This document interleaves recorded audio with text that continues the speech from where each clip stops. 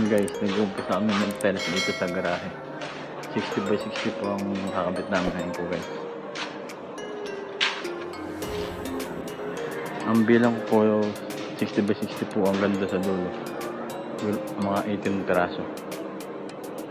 Ang style po niya, ang design niya, parang kahoy guys. Yan. Unang layer po namin yan. Bali dalawang support po ang nailagay namin yan. Naihalo. Hindi na po namin dry pack po ito. Hindi na po dry pack kasi basa po siya. Kasi yung ilalim po nito hindi naman po mainis. Hindi naman po granite po ito eh. Kaya ang halo po namin parang pangasinta lang. Yan guys. Pero po matapang. So guys, nilalagyan na namin ng tiles itong garahe.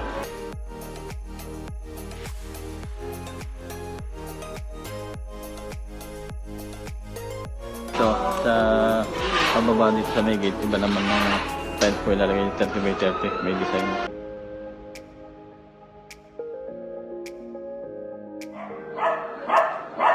Guys, nilalagay ko ng tiles kung pinaka pababa niya. Ang po design niya. May bilig-bilig po siya.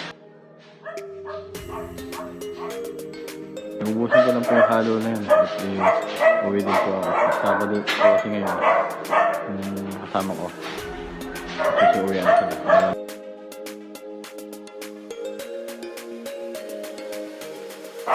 Ito pinakumpurahan ko na sa cabinet. Nilamos lang kasi nandun eh.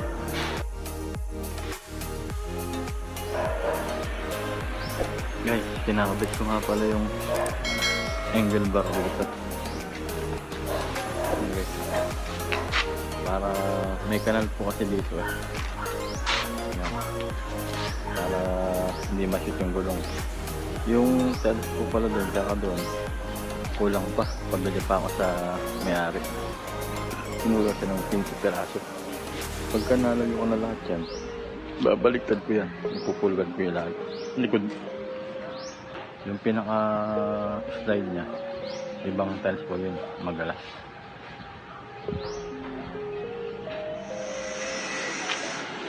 Guys, yan, tapos yung ano ng kanal, yung pagitan ng kanal, tapos na guys, para pwede na siyang pumasok ang gagarahe dyan, kotse o tricycle, pwede na siyang dumaan, wala na siyang puwang na kanal. Hindi ko na rin na simento, lalagyan na lang ng primer yan pagka natuyo. Puro angle bar yan guys, puro angle bar para matibay, kapal po yan guys. Guys, ayan po yung garahe pagka nasa labas ka.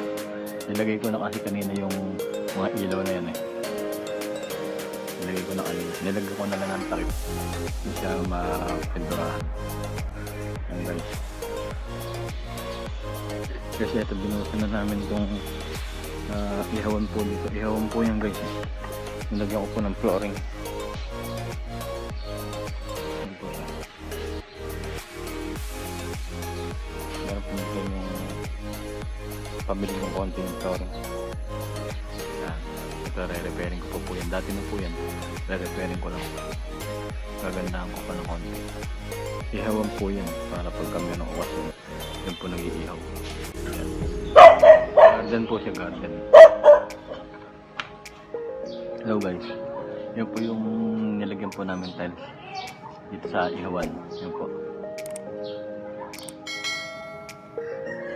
Meron pang natira dun sa may dulo na yun. Yan po ang design niya, parang sa bato-bato. Pabukas po gusto namin ito. Yung mga siding na lang dito. Siding tsaka yung mga ilang peraso, yung mga 16 peraso ng tiles na lang po kakabit mga ganyan, 14 ganyan. Kapit punta lang pa namin ng gray yan. Eh yung naglalandscape po dito eh, nag-aalaga ng halaman dito na marating, taga-kalumpit din. Madami ng matataas na damo sa mga halaman dito natitrim. Guys, yan na po.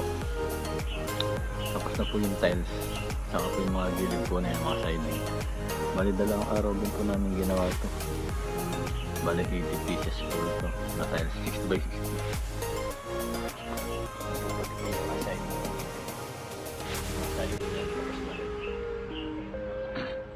Maganda kasi siding pag naka-tiles. May grout na rin po yan guys. Bukas ba pinturahan namin to o kaya sa Webes. Guys, kinakatingan ko tong bintana. Ating po sa bintana. Mga steel gray po ito.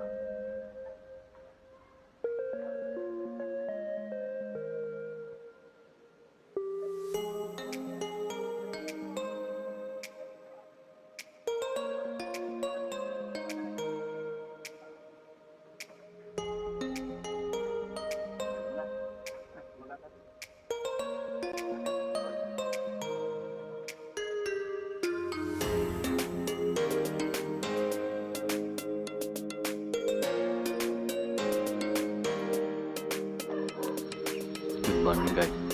Yung po pipinturahan namin gilid. Yung likod po siya isang gilid. Tapos na po yan. Kalahin po namin ng kulay gray yan. Pati harap na yan.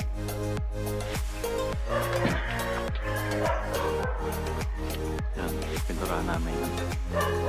Kasama sa gagawin namin yan. Gagawin namin smoke gray. Tapos mga bandura. Siyempre. Tingkan gray.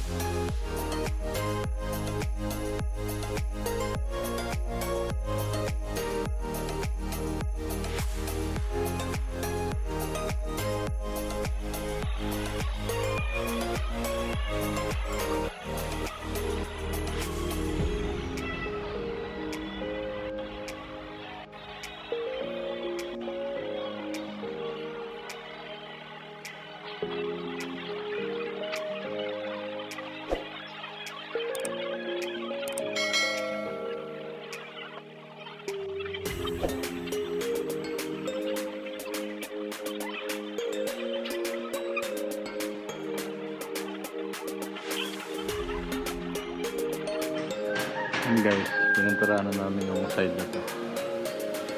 Kulay gray. Kulay gray siya.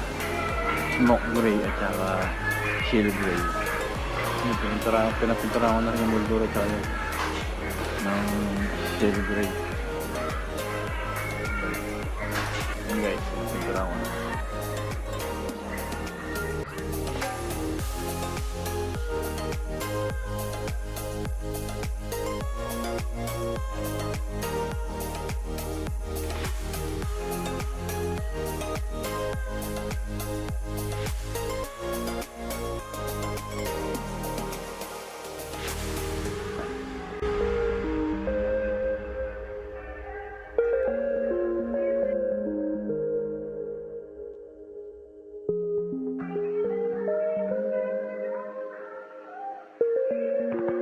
Kita-kits po tayo guys. Kita-kits po tayo guys.